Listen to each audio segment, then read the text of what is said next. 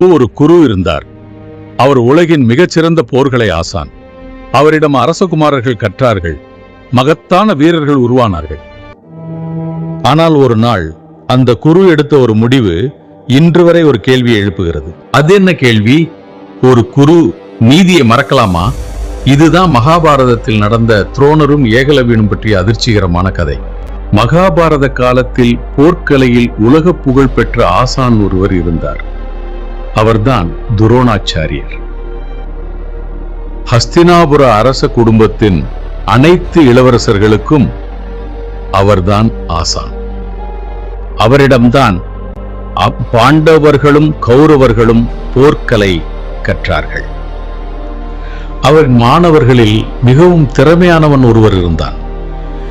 அவன் அர்ஜுனன். துரோணர் அர்ஜுனனை உலகின் சிறந்த வீரனாக மாற்ற வேண்டும் என்று தீர்மானித்திருந்தார். அதே காலத்தில் காட்டில் வாழ்ந்த ஒரு இளைஞன் இருந்தான். அவன் பெயர் ஏகலவ்யா. அவனுக்கும் ஒரு கனவு இருந்தது. அது உலகின் மிகச்சிறந்த வில்லாளியாக ஆக வேண்டும் என்ற கனவு. அதற்காக அவன் துரோணரை தேடி வந்தான். ஆனால் துரோணர் அவனை மாணவனாக ஏற்கவில்லை. ஏனென்றால் அவன் ஒரு அரச குடும்பத்தை சேர்ந்தவன் இல்லை. ஆனால் ஏகலவ்யன் தனது கனவை விடவில்லை. அவன் காட்டு நடுவில் துரோணரின் ஒரு சிலையை உருவாக்கினான். அந்த சிலையை தன் குருவாக நினைத்து தினமும் வில்வித்தையை பயிற்சி செய்தான். நாட்கள் சென்றன, ஆண்டுகள் கடந்தன.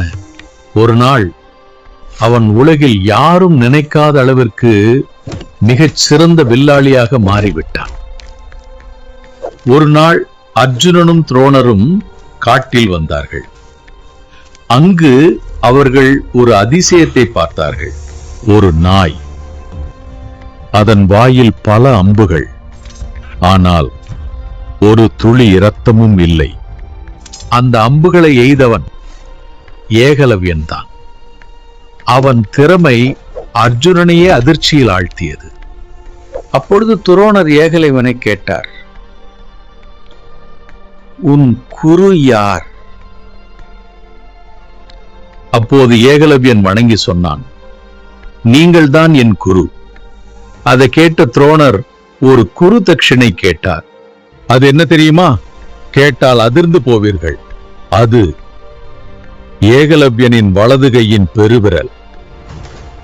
ஒரு வில்லாளிக்கு அதுதான் மிகவும் முக்கியமான விரல். ஆனால் ஏகலவ்யன் அதிரவில்லை. ஒரு நொடி கூட தயங்காமல் ஏகலவ்யன் தனது விரலை வெட்டி குருவிற்கு கொடுத்தான்.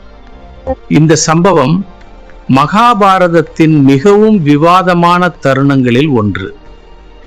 ஒரு கேள்வி இங்கு எழுகிறது. துரோணர் செய்தது சரியா?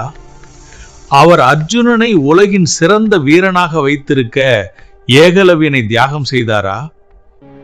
அல்லது பாரபட்சத்தின் உச்சமா? ஒருவேளை அது அந்த காலத்தின் சமூக நடைமுறையோ? ஏகலவ்யன் அவன் ஒரு ராஜா இல்லை, அவன் ஒரு பெரிய வீரனாவும் இல்லை. ஆனால் அவன் ஒரு உண்மையான சீடன். அவன் காட்டியது என்ன? குருவிற்குள்ள பக்தி. ஆனால் இந்த கதை இன்னும் ஒரு கேள்வியை விடுகிறது. ஒரு குரு அனைவருக்கும் சமமா இருக்க வேண்டாமா? அது பற்றி நீங்கள் என்ன நினைக்கிறீர்கள்? கமெண்டில் உங்கள் கருத்தை எழுதுங்கள். இந்த வீடியோ உங்களுக்கு பிடித்திருந்தால் லைக் செய்யவும் சப்ஸ்கிரைப் செய்யவும் மறக்காதீர்கள். மகாபாரதத்தில் முக்கிய கதாபாத்திரங்கள் பற்றி மேலும் அறிய விரும்பினால் இந்த சேனலை பின்தொடருங்கள்.